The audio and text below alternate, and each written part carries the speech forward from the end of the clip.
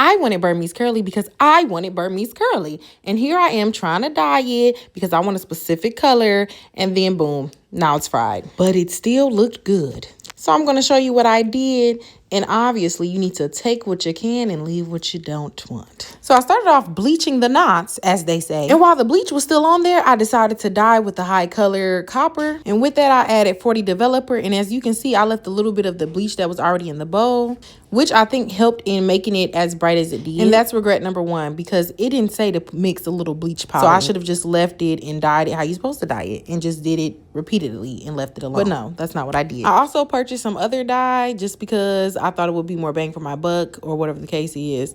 That was unnecessary. And I had to keep going back to the store because I was never buying enough. I say you need about one high color per bundle.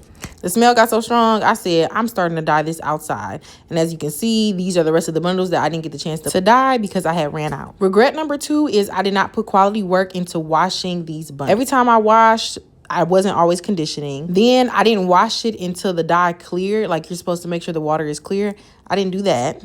I just did it until I didn't want to anymore. Then for what I hoped would be my finale, I did a bleach bath. I wanted the color to be more of an orangish ginger, so I thought this would help. And then I had also added the high color after this as well. Ultimately, I was just over processing the hair. I believe what I should have done was go ahead and bleach the knots, protect the base of the hair, because I do think me bleaching the knots went into why the hair was so bright at the roots, and then saturated the hair in the high color with the developer properly instead of trying to thin it out and make the product stretch. If I did make it stretch, I would need to be prepared to dye it multiple times. Ultimately, it ended up being okay, and it all kind of looked the same color, but I would open the bundles instead of trying to save time. Just open them up instead of keeping them scrunched up in the bundle, and just saturate the hair with the high color and the developer.